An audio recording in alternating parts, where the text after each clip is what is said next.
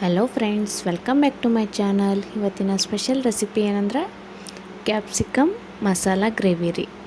ಒಂದು restaurant style capsicum masala gravy super ಟೇಸ್ಟಿಯಾಗಿರುತ್ತೆ.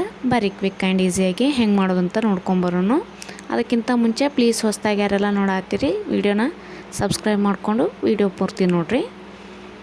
ಫಸ್ಟಿಗೆ ನಾ ಇಲ್ಲಿ ಕ್ಯಾಪ್ಸಿಕಮ್ ದೊಡ್ಡ ಸೈಜ್ ಹೆಚ್ಚಿಟ್ಕೊಂಡೀನಿ. ಒಂದು ದೊಡ್ಡ ಸೈಜ್ ಈರುಳ್ಳಿ, ಸ್ವಲ್ಪ ಕೊತ್ತಂಬರಿ ಸೊಪ್ಪು, ಒಂದು ಅರ್ಧ ಒಣ ಕೊಬ್ಬರಿ ಹೆಚ್ಚಿಟ್ಕೊಂಡೇನಿ ರೀ. ಈಗ ಫಸ್ಟಿಗೆ ಒಂದಿಷ್ಟು ಐಟಮ್ಸ ಹುರ್ಕೋಬೇಕು. ಇವನ್ನ ಏನೇನಂತ ಹೇಳ್ಕೊತ ಹೋಗ್ತೀನಿ ನೋಡಿರಿ. ಶೇಂಗಾ ಫಸ್ಟ್ ಹಾಕ್ಕೊಂಡೀನಿ ರೀ. ಐಟಮ್ಸ್ ಎಲ್ಲ ಕರೆಕ್ಟಾಗಿ ನೋಡ್ಕೋರಿ, ಗೊತ್ತಾಗುತ್ತೆ ನಿಮ್ಗಂದ್ರೆ. ಪರ್ಫೆಕ್ಟ್ ಟೇಸ್ಟ್ ಬರ್ಬೇಕಂದ್ರೆ ಪೂರ್ತಿ ವಿಡಿಯೋ ನೋಡಿರಿ, ಎಲ್ಲೂ ಸ್ಕಿಪ್ ಮಾಡಿದೆ ಅಂದ್ರೆ ಗೊತ್ತಾಗುತ್ತೆ ನಿಮ್ಗೆ. ಇದಕ್ಕೆ 1 ಇಂಚಷ್ಟು ಶುಂಠಿ ಮತ್ತು 2 ಲವಂಗ ಹಾಕ್ಕೊಂಡೀನಿ ರೀ ಹುರಿಬೇಕಾದ್ರೆ. ಮತ್ತು ಒಣ ಕೊಬ್ಬರಿ ಏನು ಹೆಚ್ಚಿಟ್ಕೊಂಡಿರ್ತೀನಲ್ಲ, ಒಂದು ಅರ್ಧ ಹೆಚ್ಚಿಟ್ಕೊಂಡಿರಿ ನಾನು. ಕಾಯಿ ಒಳಗೆ ಅರ್ಧ ಇರ್ತೈತಲ್ಲ ಅದ್ರೊಳಗೆ ತಕ್ಕೊಂಡು ಒಣ ಕೊಬ್ಬರಿ ಹಾಕ್ಕೋಬೇಕು. ಇದಕ್ಕೆ ಹಸಿದು ಬೇಕಾದ್ರೆ ಹಾಕ್ಕೋಬೋದು ನೀವು, ಅದು ಆಪ್ಷನಲ್. ಆಮೇಲೆ ಇವು ಗುರೆಳ್ಳು ರೀ, ಕಾರೆಳ್ಳು ಅಂತಲೂ ಕರೀತಾರೆ.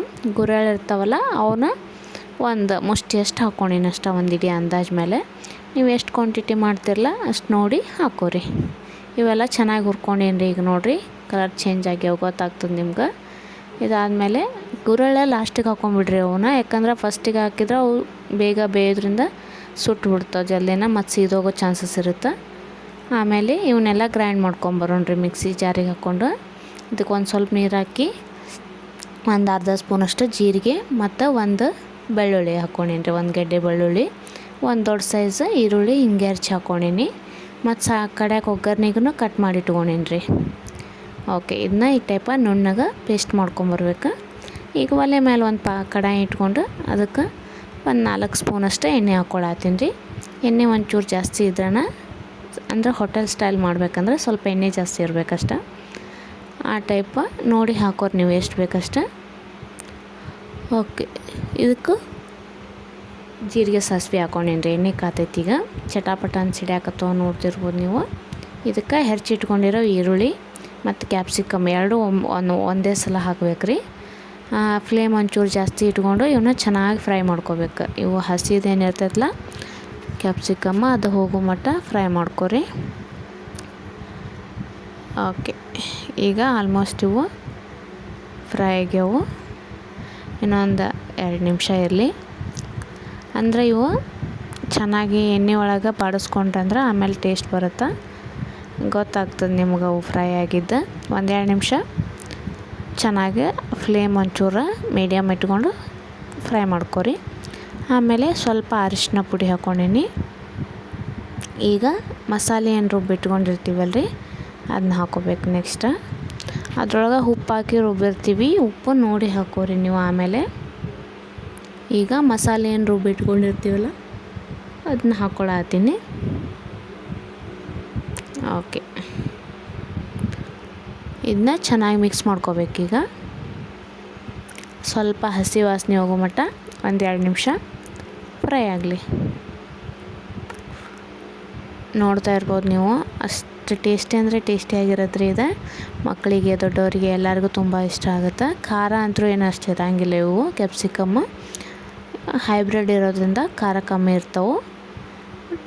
ಟೇಸ್ಟ್ ಅಂತೂ ಸೂಪರಾಗಿ ಬರ್ತೈತಿ. ಒಂದ್ಸಲ ಟ್ರೈ ಮಾಡಿ ನೋಡಿರಿ ನೀವು. ಓಕೆ, ಈಗ ಇದನ್ನ ಚೆನ್ನಾಗಿ ಮಿಕ್ಸ್ ಮಾಡ್ಕೊಂಡಿವಿ. ಇದಕ್ಕೆ ರುಚಿಗೆ ತಕ್ಕಷ್ಟು ಇನ್ನೊಂದು ಸ್ವಲ್ಪ ನೋಡಿ ಉಪ್ಪು ಹಾಕ್ಕೋಬೇಕ್ರಿ.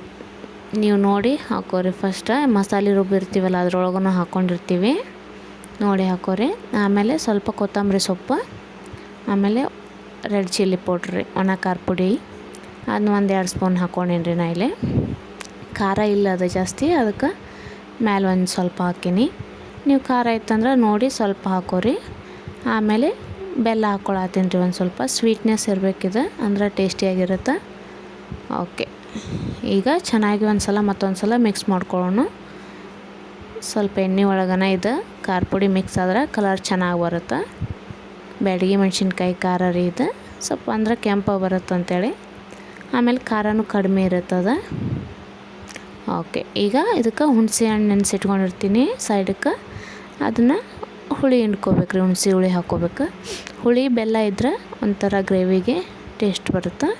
ಈಗ ನಿಮ್ಗೆ ಗ್ರೇವಿ ಎಷ್ಟು ಬೇಕೋ ಅಷ್ಟು ನೋಡಿ ನೀರು ಹಾಕೋರಿ. ಇದಕ್ಕೆ ಒಂದು ಸ್ವಲ್ಪ ತೆಳ್ಳಗೆ ಇರ್ಬೇಕು ರೀ. ಇದು ಕುದ್ಮೇಲೆ ಮತ್ತೆ ಒಂದು ಸ್ವಲ್ಪ ಗಟ್ಟಿ ಆಗುತ್ತೆ. ಕುದೀತಾ ಬಂದಂಗೆ ಇನ್ನೊಂದು ಸ್ವಲ್ಪ ನೋಡಿ ನೀರು ಹಾಕೋರಿ. ಇದಕ್ಕೆ ಎಷ್ಟು ಬೇಕಷ್ಟು ನೋಡಿ ಹಾಕೋರಿ.